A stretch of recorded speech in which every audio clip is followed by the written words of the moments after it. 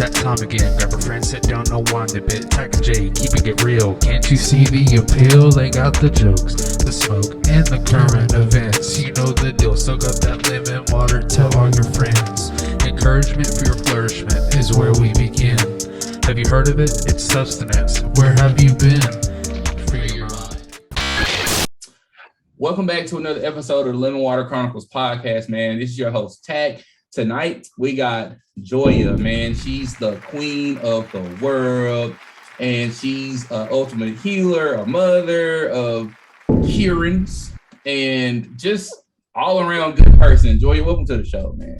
Thank you. I'm glad to be here. Yes, I have a whole tribe, and it's interesting. You said queen of the world.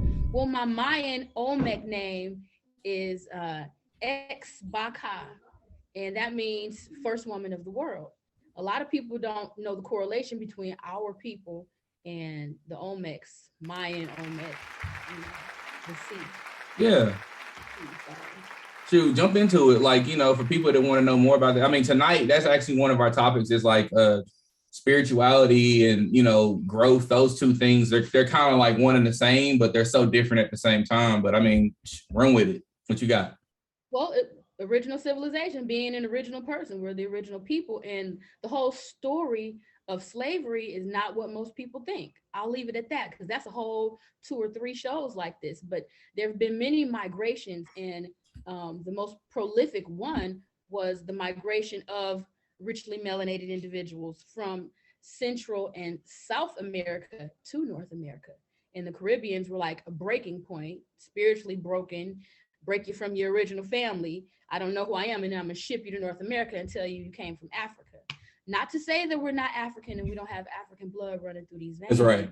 But it wasn't what we were told, Yeah, I've heard that. I used to get into it with people online, and I was like dead hard. I was diehard.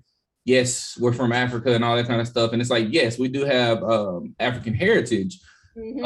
And then, some lineage and et cetera. But it's like some of us were already here. And that's what the guy was telling me. He was like, we've been here for a long time. And they told you that you came over on a boat and all that kind of stuff. And you went with that. And that was just another version of like white supremacy. And when it got really deep for me like that, that's when I started to really start questioning more things about my spirituality, like the food I was eating and the people I was hanging around, all that kind of stuff. Mm-hmm. Like, and then your travels, like, what are your travel is important because it does help you find out more about who you are. You travel a lot. So, give us what's going on with that. I really, and you have to excuse the background music, it's my grandson and all good children singing for us. However, my travel started with me establishing my African identity. Like I moved to Kenya when I was 21. Okay. I was 6 months pregnant, and I moved across the street from an orphanage. And it was always a dream of mine, even as a child, to adopt a child from Africa. It's just because I was watching those Sally Struthers adopt a child shows. I'm a little older than you, so I don't know if you remember those shows. All good. No, yeah, I'm familiar. Okay. I had so much compassion. I was like, I'm going to do that one day. And so I did it. But it took, fast forwarding, my grandmother, my paternal grandmother, to tell me, she was like, look, I understand that you like the culture, but, and she said it like this, she said, you don't have a drop of African blood in your veins. Granny was hardcore. She was hardcore Gemini, and she was of the Creek Nation. And she knew her people. She knew where she came from. So what brought it home full circle was moving to Huntsville and meeting my mother's people, and they're Kiowa Cherokee, Deep South Kiowa Cherokee. That's the official tribal name. When I got that information, I was like, okay, I had to sit back because my father, for his master's thesis, yes, that's your cracker. Okay, I'll open it. For his master's degree thesis, he did he traced his lineage all the way back as far as he possibly could and could not find one person that was called a slave. Okay, so I'll start from Kenya. Yep. And really wanting to identify as an African woman. And I really still do. Like I wear a gele or a head wrap, whatever you want to call it. Yeah. Because I feel like this is a sign and symbol of a mature woman who knows herself in space and time. And let me preface this with, I believe Indigenous, Aboriginal, melanated people are one. No matter where we are on the planet, we was all over this mug. So I'm gonna say that. But as far as my cultural heritage, it took my grandmother on my father's side saying, you know, yeah, I appreciate you trying to be cultural and colorful, but you ain't got a drop of African blood in you. And then she went on to tell me about her father's lineage. I say lineage instead of lineage. Okay. And the Creek Nation. He was a man I never met, but I remember the day my father drove to Alabama from Texas, where we were living, to meet him before he passed away. Okay. Him. So I saw pictures of him. I'm like, wow, okay, this dude, wow, we look like him a little bit. You know, we got a different flavor, whatever. But what brought all of it home was moving to Huntsville and meeting my mother's people from Eufaula, Alabama. Oh yeah, Midway and all that down there. Yeah. So her people come from Eufaula/Georgetown because it's right on the border. Yeah. Ketawa Cherokee, Deep South Ketawa Cherokee people, my mother's father's people. And so, I mean, my folks down there, they got 400 acres. They know their Ketawa. They know who they are. And I'm like, wow, you know, I've been kind of fishing in the wrong direction for a long time, searching for an identity, you know, searching for something that's always been there, but they kind of made us ashamed of it because, yeah, everybody's grandma is 100% Cherokee or full-blooded Cherokee, whatever. It was a joke. And they made it a joke to keep us from really exploring that. Because when my father did his lineage, he traced back his lineage for a master's degree thesis he was doing. He could not find one person in the records that was from Africa, that was, you know, a slave. And so I listen a lot to Dan Calloway because he is a scholar and his research is unrefutable if you really listen to the brother with an open mind, open heart. And he says it plain as day. It was only a little over 200,000 Africans brought here as indentured servants or slaves, and that they were paid wages. That doesn't make it any better. That doesn't take out the bitter taste in my mouth from how we were done, you know. And I know some of that blood courses through my veins as well. I'm sure. I'm sure. I mean, I've had too many uncanny experiences and face-to-face conversations with spirit that were definitely from Africa. So talk more about face-to-face conversations with spirit, because spirituality, I'm feeling like we're going to probably sit on that for a while. That is okay. I'm gonna mix it together. Psychedelics, right? Like mushrooms and, you know, ayahuasca and all of those. Where now I'm gonna say this and then you correct me wherever it is, because you know how we are, how we talk. I'm always trying to learn something from you. You big sister, so I gotta come. So it's like another way you can connect with spirit is through ancient medicines. Ancient medicines would be ayahuasca and or psilocybin, aka mushrooms. Am I right so far? You're right so far. Yeah, and weed, you know, for real. Right. So with weed, is it more so like they say that you're only supposed to ingest it like in a soup or a drink, or with smoking it is, they say smoking it is like harmful? What are your thoughts on those things tossed around? Because I'm a scientist, I have to admit that, you know, the carbon dioxide emissions from smoking anything is not good for us. Our brain is not getting the oxygen we need, which contributes to the so-called high that we feel. That's right. THC has its place, definitely. Yeah. Spiritual context, I needed that when my third eye opened, when my lights came on. It guided, and it was a little harder for me because I didn't have a physical guide. Like a lot of my East Indian friends, they don't want to smoke ganja without their guru. And I understand now why, you know, because he was their spiritual guide and he helped direct that Kundalini, that Ida and that Pingala that helped facilitate the Kundalini experience for them. And we get tossed and thrown into it, striking out there doing our own organic thing. And I'm not knocking that either, because it is what it is. But once I had that Kundalini experience, I've had more than one, but yeah, the big one, you know, because I lived in Jamaica. I was chain smoke weed. It was a part of my lifestyle as a Rastafarian woman. Yeah. And I'm not gonna knock that, and I'm not ever gonna not identify with that. That's right. Once you know, you know. So Facts. I think once that that eye is open and that fire is lit, I feel like ganja, it lights the fire. And I needed that. I needed that to raise that energy. So at this point in my spirituality, I'm dealing with unlocking these different energetic centers that are represented in our endocrine system. You know, each gland in our system corresponds with the chakra.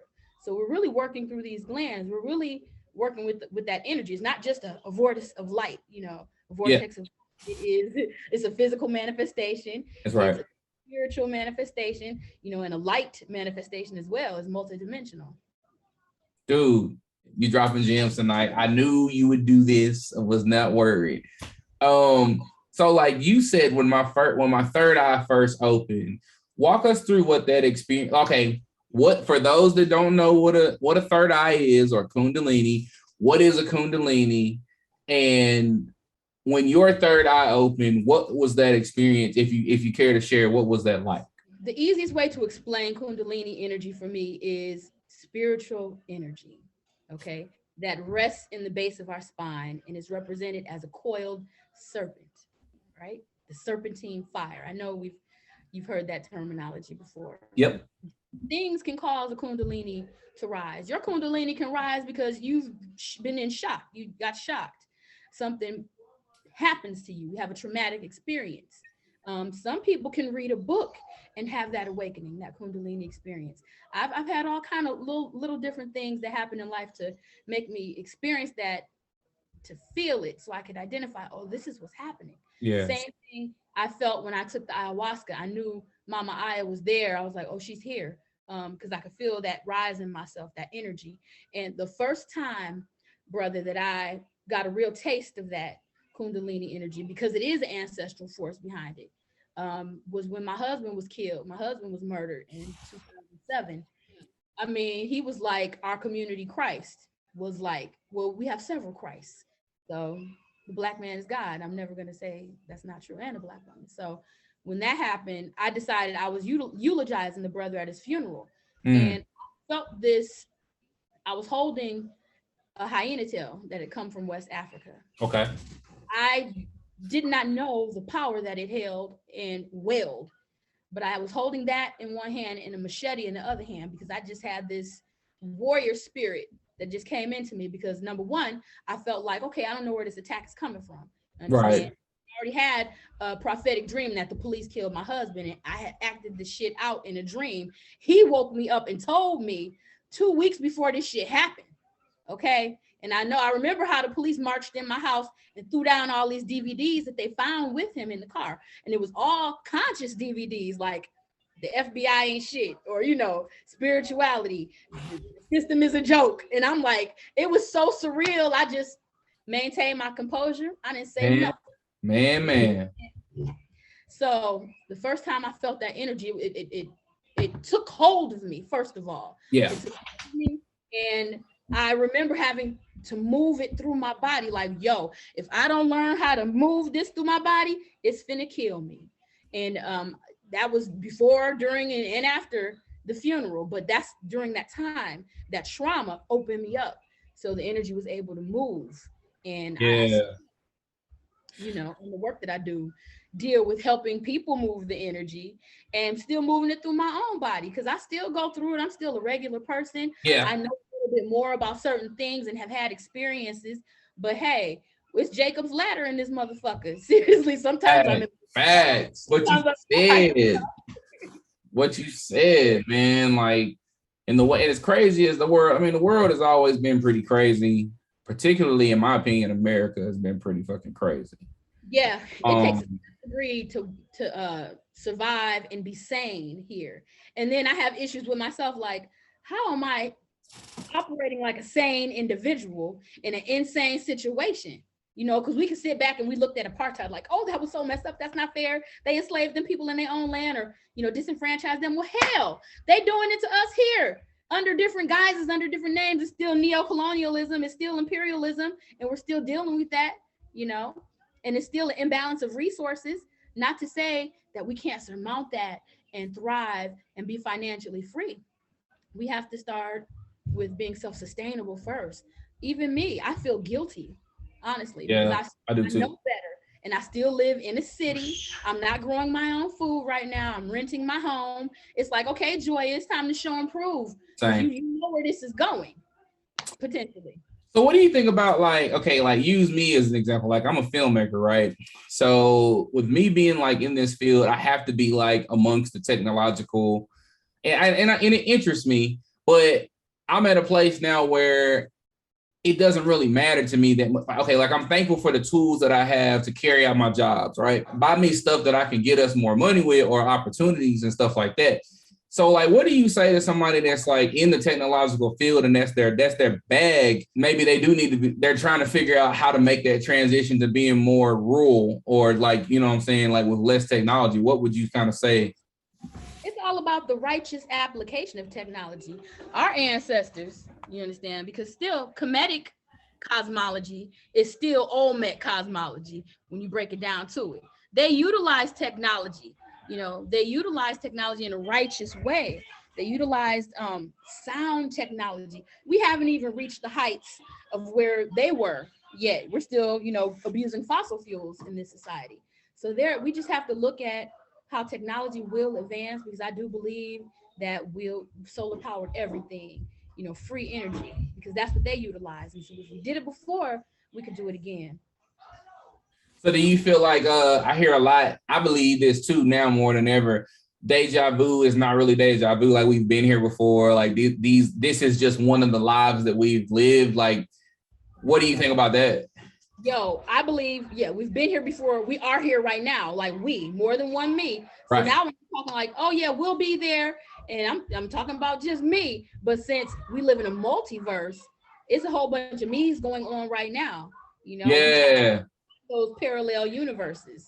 I do believe that now. Yeah. So what about like with meditation and stuff like that? Like, I'm getting better at meditating daily. Paint the picture for somebody who's never ever gonna drink a glass of wine or smoke weed or anything like that. You don't have to have those things to, make that shift. But for somebody who didn't use those things, how would you recommend they make that shift for them to try to get a glimpse of being between dimensions? It's like I could liken it to that space between falling asleep and being awake still, that lucid dream state. That's what it was like for me. I've had some of my most profound spiritual experiences under the influence of nothing but my own consciousness. Let me say that. It took me 14 years to have the chutzpah to take a mushroom. Like Baba Kalindi, I was so disrespectful to him about them shrooms, and he was traveling the world, awakening people and educating people like I'm trying to do now and enlightening people. And he came to me, we both were living in Detroit at the time, and I would take some martial arts classes with him and his wives a few times in my life, but all right.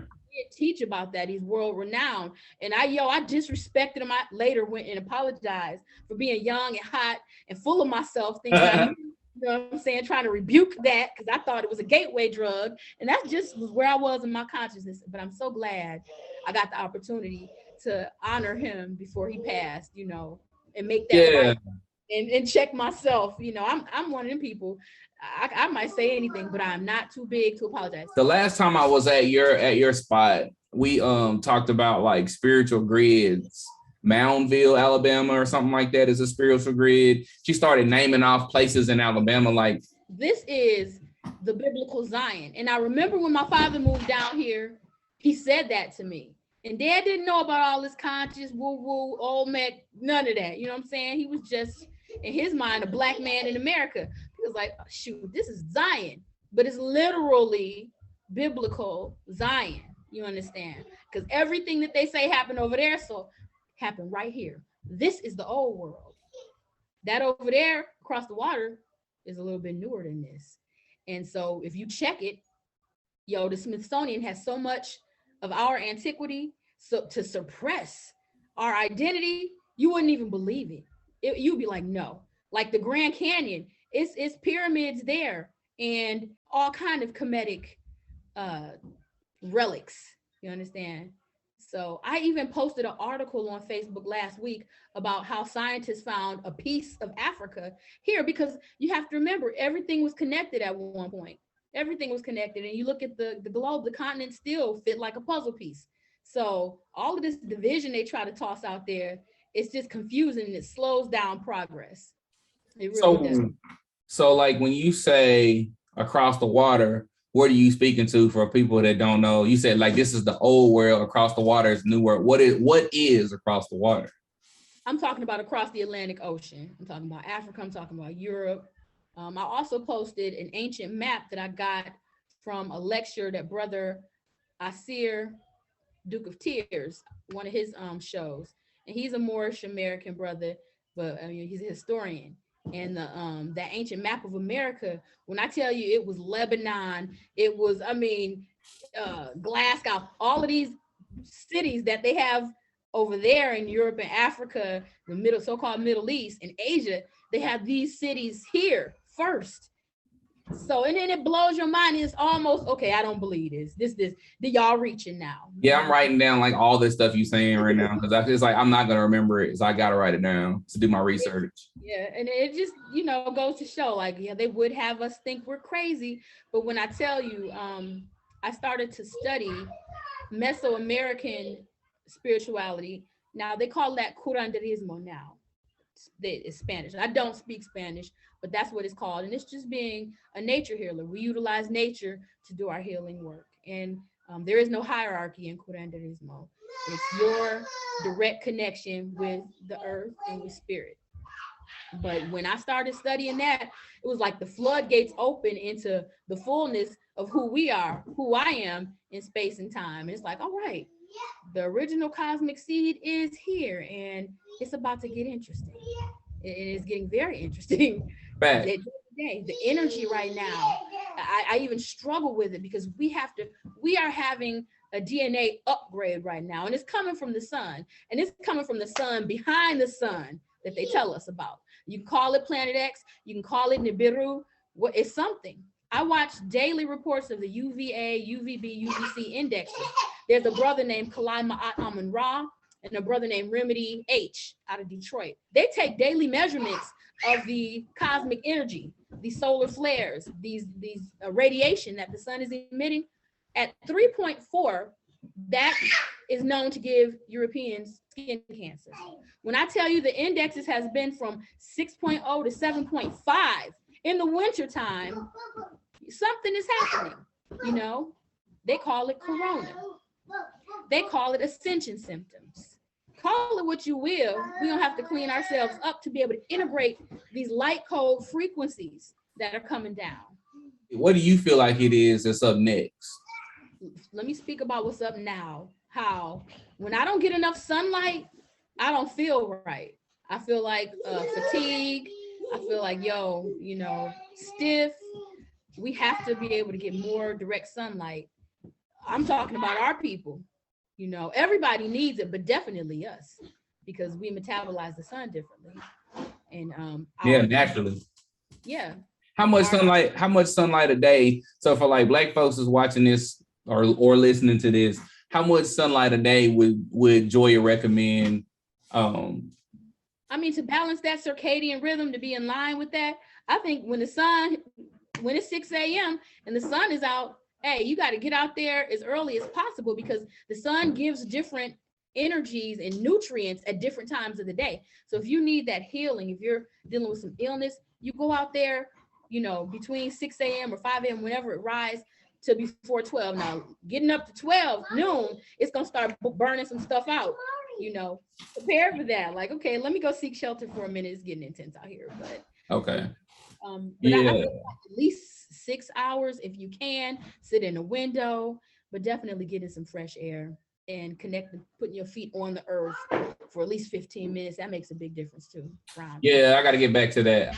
My nonprofit Earthlight Health and Holistic Wellness, we're having our first event on Earth Day, and we're going to call it Groundation. We're going to be discussing the essentials of grounding and earthing, and grounding with breath work, and grounding and meditation.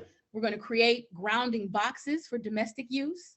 And what that is say it's like a tote with a layer of soil and some semi-precious stones that represent that root chakra, and then a layer of Spanish moss on top, basically. And you can put some herbs in there, you can do your own thing with it. But when people walk through my front door, first thing they're going to do is take off their shoes and socks and ground. Why is grounding important? What is it for those that people that don't know what it is? It's resetting. When you cross this threshold, any door is a gateway. So when you cross through my gateway, you're stepping into the kingdom of heaven on earth. That's just what I say. Even though stuff gets real with the children in here, just I don't want to bring any negativity from out in the world into my house. So we already take off our shoes when we come in the house, just because, you know, it's filthy out there. You don't want to walk that through your crib. But now having the grounding box, that just adds an extra layer of protection. It helps relax you. It helps set the tone for the divine communication to take place inside your temple. And that's something that we don't have. I think like now, like we live in this just pinwheel kind of generation, and it's always been that way. Yeah, I'm on it too. Like I'm thinking about hopping up in the morning, driving all the way to the airport, driving home, and that's the whole day. Like time is moving so fast. And it's not just because we're getting older. Because my father always said that the older you get, the faster time moves. But no. I mean, they're doing things. The Vatican controls how we perceive time in this third dimension, first of all. It's a whole science behind that. Yeah, it's spiritual wickedness in high and low places. I'll say that much. So all of this manipulation of time, daylight saving, now they're stealing time for people to keep us in balance. Because when you have a person in balance, or you got a barrel of shook up rats, you know, it's madness. And that's what we have. We have chaos energy out here, which I know peace comes from chaos, and a lot of things are born from chaos, but you know, no, we need truth. We need light. Nothing new under the sun. You know, our people been saying that, and it's true. So what do you think about like when you say nothing new under, my nanny used to say that all the time, like Tercy, it ain't nothing new under the sun, so don't get caught up in a lot of this stuff that's down here. What do you think about like outer space and stuff like that? Like, do you think that obviously we have satellites, but do you think that people have actually left Earth, or is that just a myth? Like, you know, they have the whole flat Earth thing. Like, what are you thinking about that? The flat Earth. I can see the Earth as a plane. Yeah.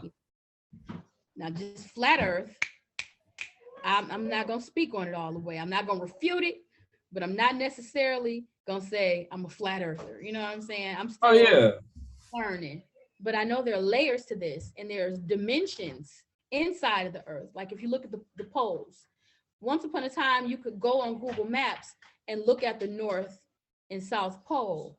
And I remember it was Dr. Phil Valentine that had video footage, pictures. It was pictures, not video, of Dr. Who? Phil Valentine. And he's a metaphysician, holistic, everything. I mean, he's the cornerstone of melanin research present day. And I'll give you some information to some links. That is kind of like, he's been a mentor, and I was proud. I met him in real life and got to feed him and all kind of things. But it's major. Yeah, he had pictures of the interior of the North Pole, and it was it looked like a rainforest, but even bigger than the Amazon rainforest. Like, wow, a whole new world. I was like, oh my God, look at this.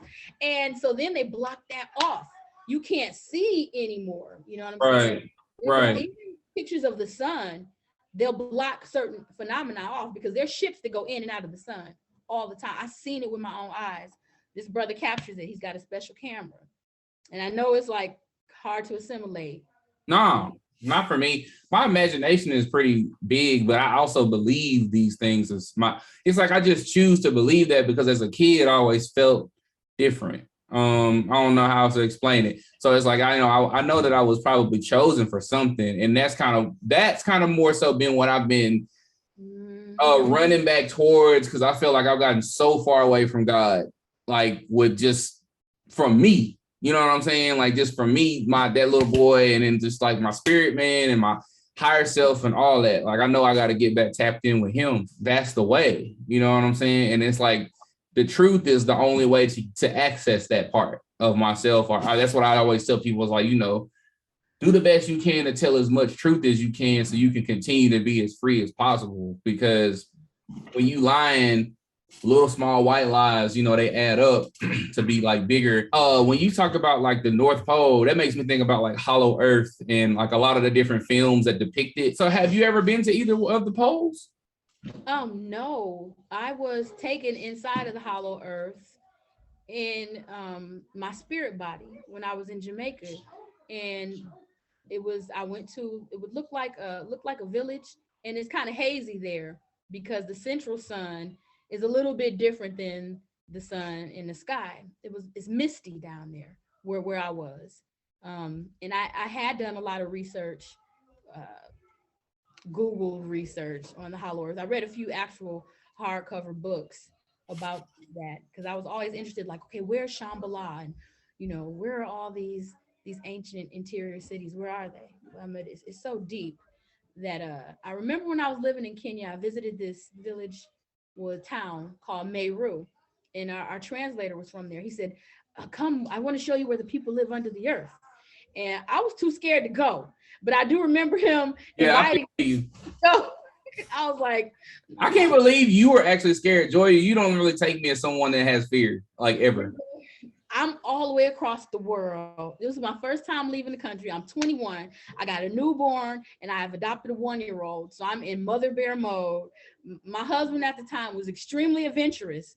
So much so he would go on 3-day excursions out there, and I'm left at the compound with the sister that was helping me housekeep, but I'd be on guard. So I was kind of fear, and because reality in different places is different. Yeah, I didn't have any perspective on American life and the conditions I was conditioned in until I stepped away and got to visit some other countries. We stayed in Italy for a while, so I got to see life in Europe. Like, okay, I'm seeing different things. I went to Dubai before Dubai was as wonderful as it is. It was 1999. The airport looked like the Jetsons. It looked like the future. I was like, oh my God, I'm coming back. And I haven't been back. But my cousin, she lives there. She's a teacher. When I tell you she's living a luxurious life, and oh man, it's beautiful there now. It's beautiful. But it was a desert when I went, with a very fancy airport. But back to what I was saying about no, it's cool. Things that they don't tell you exist. They would tell you mermaids don't exist here. Oh, they do. It's fantasy. Hell yeah, they do. You know what I'm saying? They don't get on TikTok. Right. Yeah, I seen that too. Yeah, it's a dude that works on a ship, and he always records all the stuff. He got banned from TikTok, and then he had to start another page. And so, like, you can hear them like calling and shit in the night or whatever. Like, when you out far enough, they'll use the high pitched frequencies, and you can hear them. Like, but I feel like only certain people can hear, because I felt we need you, yo. I haven't even wanted to teach dance class. I'm like, yo, I need my drummers. Hey, let me know, man. Shoot, let me. Is it still every first Friday? I have taken a break since the summertime. Okay. It's still gonna be every first and third Friday, but if y'all can make it once a month, it would be worth it. You know. I'm gonna pull up again. I need that because it was really helping me tap in with a whole lot of other stuff. Like, even if it's just 30 minutes, because whenever I have kids. Whenever we have kids, right, I plan on using that as a method to get them to go to sleep and stuff like that, or wake up, like all that kind of stuff. And what would you suggest as far as, like, materials like books or videos and stuff like that to help somebody? Like, if I'm searching for that, where should I look to start? And how do I keep myself engaged with it? Wow. Okay. I'm just going to say, because it's so multidimensional, multifaceted. Right. There are a couple of scholars that I will refer to you. Like, I'll send some links. And of course, now I can't remember anybody's name except Phil Valentine. We was talking about him. All good. I'm blocking out now because I'm nervous, but no pressure. People. It's Dr. Frances Cress Welsing she wrote the ISIS paper. Just for you and your wife first and foremost, because once you all have your mentality set, it'll be natural to teach the children. What I do now is I'll put Brother Yaki of YakiAwaken.com, and when he's like the doctor, he was trained by Dr. Sabi and Dr. Africa and African Holistic Health, but he speaks on culture, aspects of politics, of course, health and wellness. And he and his wives are doing some phenomenal work in the holistic healing. I don't want to say but yeah. So when we talk about holistic healing, and Dr. Layla Africa, I actually have the big Bible book. I have that. I just bought another copy like 2 weeks ago. Yeah. Man, I guard mine. I don't know where I did, but it's in here somewhere. But that thing, man, that's a big reason for me, like knowing all the crap that I know now.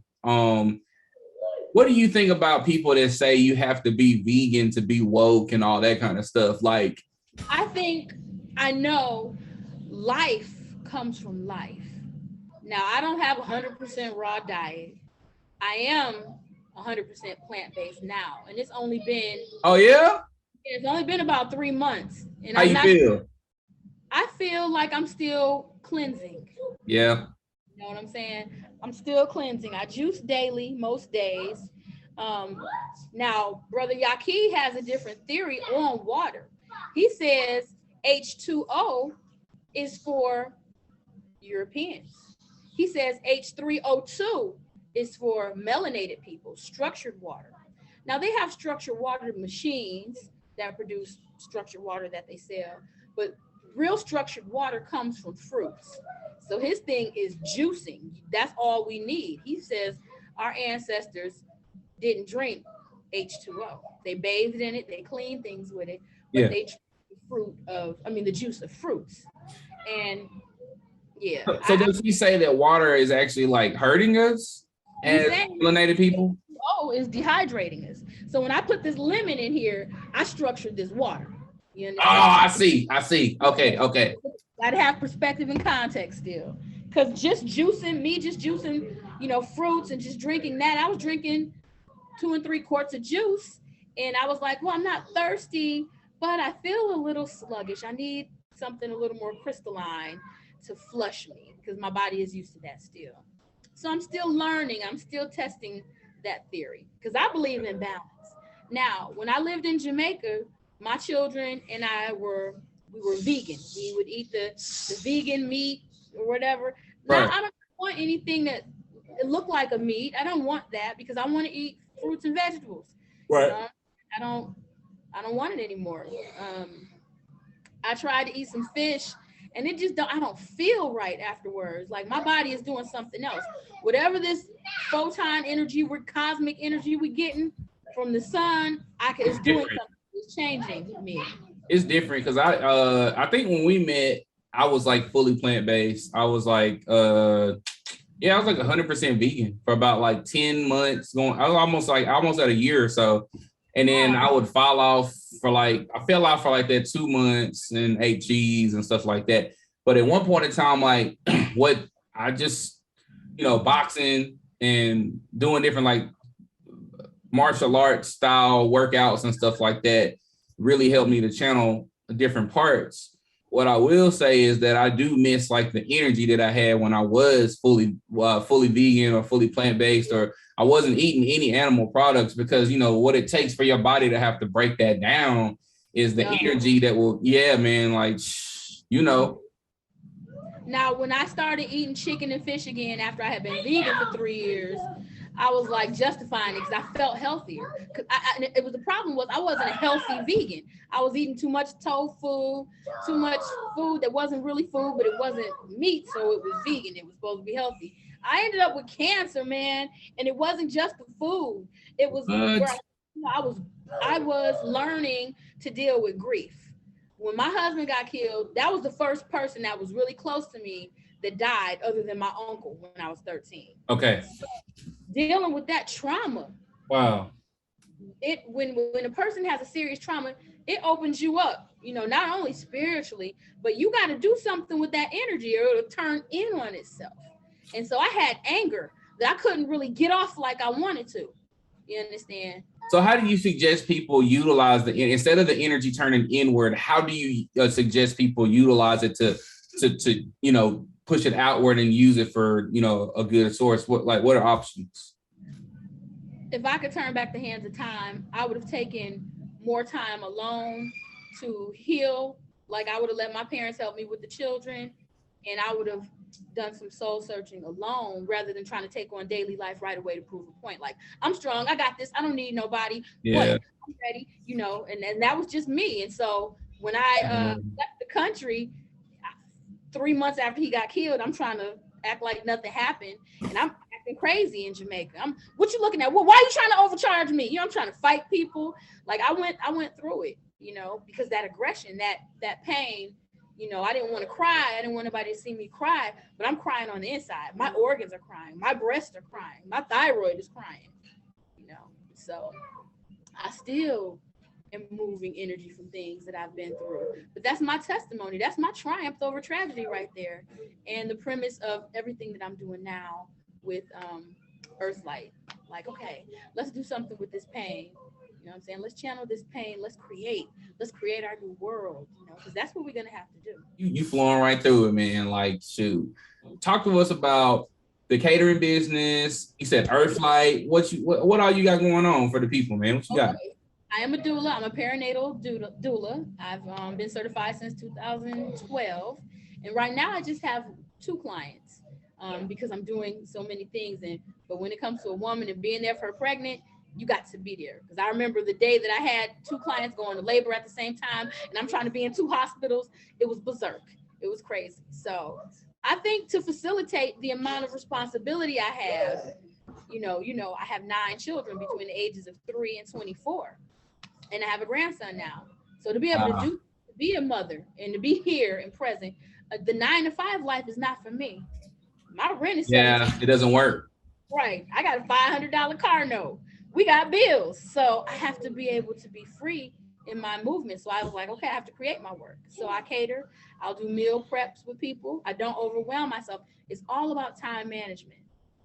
That's how I'm able to do it. Bend in time. Yeah, Sun Lotus Holistic Services, and I've nailed it down. I do massages on Tuesday, Thursday, and Sundays. And I travel to Atlanta once a month to be able to service my clients there. So I got that. I got the catering, the doula practice. I've got Sun Lotus Holistic Services. And what brings it all together is the 501c3 that I started along with my mother and sister, because I couldn't have done it alone. One person can't. No way. Right, I got a whole board of directors. And I've got board? Yep, I'm consulting with Tish Harjink and Associates, and they build businesses. You know, it's a level of personal development. They help you strategize. They do grant research, grant writing for their clients. You got to pay, but they push, you understand? So, and it doesn't feel like paying when you know you're paying it forward. Like whatever it is that you're doing, it's easy for you to give money to something when you wholeheartedly believe in it first before someone has to sell it to you, you know? So you talk to us about the many different ventures you had, the 501c3 that you started. You knew that you couldn't do it alone. What fueled you, and how did you push past like all the stuff that probably got in your way upon doing the righteous paperwork and all that kind of stuff? It was me in my way, feeling like because I don't know how to do it, that I can't do it. So when I finally opened up my mouth and said, this is what I want to do, I started getting these synchronicities of ways to make it happen. Like someone gifted me with a consultation with Tish Harjink and Associates. And she's like, okay, what do you want to do? You know, you can do this LLC or you can do a nonprofit. And I said, well, hey, I had a nonprofit that I had started in Detroit, but you know, it's out of commission now because I didn't pay taxes on it, blah, blah, blah. Well, she helped me bring that back alive and make it relevant. And yeah, so that was the first synchronicity to get me in line. Then when I told my mother about my vision, she gave me money to, you know, to make it happen. So I'm like, okay, I got the help, I got the money, they did the paperwork. All I had to do was just express my vision. And so it has been happening. So how do you feel about like when you talk about vision and like pushing stuff forward? I wrote something on Facebook the other day that I heard in church. What it said, write the vision down. I don't remember which psalm it was. I think it was like 29 and 18 or something like that. But what do you on your page today, and I loved it. Yes. And did you? Oh yeah. Yep, it had a blue background. I saw that today. Yeah, man, it's one of my favorite colors, man. Mm-hmm. So like, yeah, what do you think about writing the vision down? Like, what do you think about journaling? And you had mentioned that you wanted to write a book, but you say you always kept losing a notebook because you travel so much. Like, you know, what do you think about writing vision down? I don't want to write my life story. I have to be honest about that. I'd rather talk my life story like this. You know what I'm saying? I'd rather talk to groups of women that, you know, going through things, have been through things, motivational speak. So I'm going to study that. I want to write children's books because I've written a few of those. I'm not an illustrator, but now I have one in my life. So it's going to happen. You know, that's happening. There's some things in the work right now. All right. But writing things down is a major step in the manifestation project, the manifestation process. So we have the vision, we have the emotional energy to articulate the vision. We write it down because we're committing. That's a commitment. Yeah. Fact. Spell, we're spelling. So, you know, it's alive now. It's an entity. It's gone from thought, emotion, tangible thing. Oh yeah, you should see this whiteboard right here. I got stuff all over. And that actually has been like the rebirth of my confidence. Confidence, belief, which is kind of like the same thing. They work together. And just overall present, you know what I'm saying? Presence, like being more present with what's going on like now instead of thinking about tomorrow and yesterday. Cause it's like, those are two things you can't control. Well, you can't control tomorrow because it's not promised, but you can definitely make a lot of decisions today that can make tomorrow look like what you want to see. You know what I mean? And then when you walk into tomorrow, the vision may have come to fruition if you have done all the works of yesterday or something like that. We can influence tomorrow with what we do today. Yes. The present and the power is in the present moment. So, Agreed. tapping into that 0 point energy is something else. It's amazing. You said 0 point energy? Mm-hmm. What is that? Well, it's different things to different people, but to me, it's like that original creative force, the moment, the all that really is, out of space and time. Okay. And then, man, so like all the gems, man, per usual, you just dropping them. Like, I mean, you just dropping these gems. You make it so easy because your flow, you know the right questions to ask, and you make it easy. So you're doing wonderful with it. Oh man, I appreciate that, and I thank you for like making time out of your big busy schedule to come on the show as well. Like, I already know that there's not enough time for one show, so we had to have you back for like a part 2, part 3. We'll have to figure out something out. Like, I'm thinking like documentary series or something for real. Yeah, I'm with it. It's a bunch of things I didn't bring up on purpose. Like, well, great. We gonna be on here for 3 hours. hours. Yeah, it'd be and that's actually something else we have. It's called a megasode. Megasodes are like, they're like 2 hours plus, and it's for those that stay in the classroom kind of things. Like, if you stay, then you'll catch more stuff, you know what I mean, while it's free, because eventually, you know, it'll be different. But we're gonna make a shift. This is a fun, unwindy part of the show that kind of makes you mind think a little bit.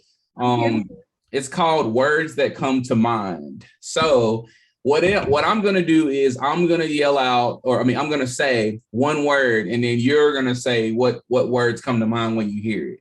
Okay, cool. There's no wrong answer. You ready for the first one? I think. All right. Razor edge. That's 2 words, but yeah. Tongue. Oh, why is that? Well, the pen is mightier than the sword, but the tongue is sharper than all of them. And it was a girlfriend of mine said that at our Moore Science Temple meeting, Sister Latte. And I'm like, wow, yeah, that's so true. You know, how the pen is mightier than the sword, but the tongue is mightier than all of that. You know, it's a weapon. It's a healing instrument. And it's sharp. Okay. That leads me to the next word. Heal. Ooh. The first thing that came to my mind was destroy, build. And yeah, because it's like, if you want to heal, you got to clean out. You got to destroy some shit that's in you, some toxins, whatever you built your body out of. You got to tear that down and then build it up with good things, with healthy things. Spirit. The first thing that came to mind was smoke, and not necessarily smoking anything, but right. Actual smoke. I saw smoke. Like see, as in like seeing. Seeing. I don't know why the word blind came to me, because blind people that have lost their physical sight, they feel deeper than we feel. They see more than we can see because they're seeing with their whole body and not just seeing with their eyes like us. Yeah, they say that the other senses are heightened when you lose full grasp of one. Well, they say we got 5, 6. six. Yeah. 5. They say we got 5, but then we have that first eye they call the third eye. Okay. So that's Locks.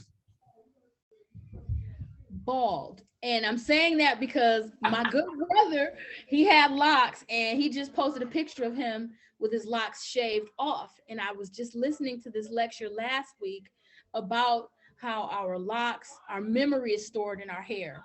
And in some societies, like when a woman's husband dies, she cuts off all of her hair, or somebody close to you dies, you cut off all your hair. But my thing was, I want to remember everything. And then that's part of me and my healing ability, having that memory, that I could reach back to. And these are antenna also. Like I'm feeling my antenna here. But then with a bald head, you're open up to all kind of spiritual phenomena, because you got that clean, canvas right there, so to speak. So that's intense as well. It's a whole nother ministry, so to speak. Sweet. How long have you been growing your locks? I started my locks when I found out I was pregnant with my first child, and I was 20 years old. Dope. And I do cut them like yearly. Yeah, I'll cut mine too. Yeah, just because. Okay.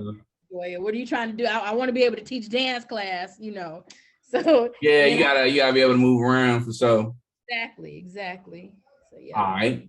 So one last gear shift, and then we're gonna be out about the way. This is another part of it. It's called finish the sentence. There's no wrong answer. So the first one is, I love it when. I love it when I enjoy my own company. Because for so long, like, I wasn't really good with relationships for a while. I was a little ticky boom, and the whole healing process. For sure. And the whole thing was, I wasn't loving myself. And I didn't know it. And I was too vain to even admit that. And now I'm in that space where, I'm loving my own company. I still like y'all guys, but it's a party over here, solo dolo. For sure though, that's real. Today I learned how to say no. Say no, because I don't want to hurt nobody's feelings. And I like to make everyone feel good. And I like to be accommodating, because I'm a servant of man and woman and child. But God damn it, no. And, I was talking to somebody today, my homeboy, we went and had coffee today, and he's a nice guy, and I'm a nice chick, you understand? Right. And people like to take advantage of your niceness. Facts. So, no, we're not going to, if I don't want to do some shit, or I'm not feeling some shit, 2022, I'm just going to say it. Period. Say no, man. I know how to say no. Therapy to me is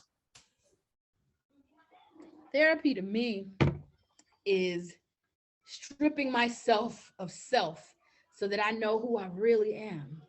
Because we have all these things we identify with that make I'm not this head wrap. I'm not this onk. These are my symbols.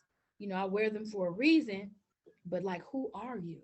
Because when you lose a person, since this is what we were talking about, I remember losing my husband. He was 7 years older than me. So of course, a lot of my identity was wrapped up in him. Yes. So when he was gone, it was like, okay, what the fuck do I want out of this life? What do I want? We had so many plans, and this is somebody that taught me so much about myself. I didn't know anything, and I didn't know who I was. So I'm thinking, God don't make no mistakes. Not the indwelling God, the creative, So all things happen for a reason. To know yourself is to know God too. How could you know God if you don't know yourself? The Lemon Water Chronicles podcast is a safe space. A safe space. Lemons are cleansing, right? Lemons are master cleansers. And water, we can't live without it. So y'all bringing a lot to the table here. Lemon water. That's it. Yo, man. So for everybody who's looking for you, where can they find you? And you know, what is your name on like social media that you want people to know to find you for services and stuff like that? Okay, so I do have a Facebook page for Sun Lotus Holistic Services. Also on Instagram, it's just Sun Lotus Holistic Services.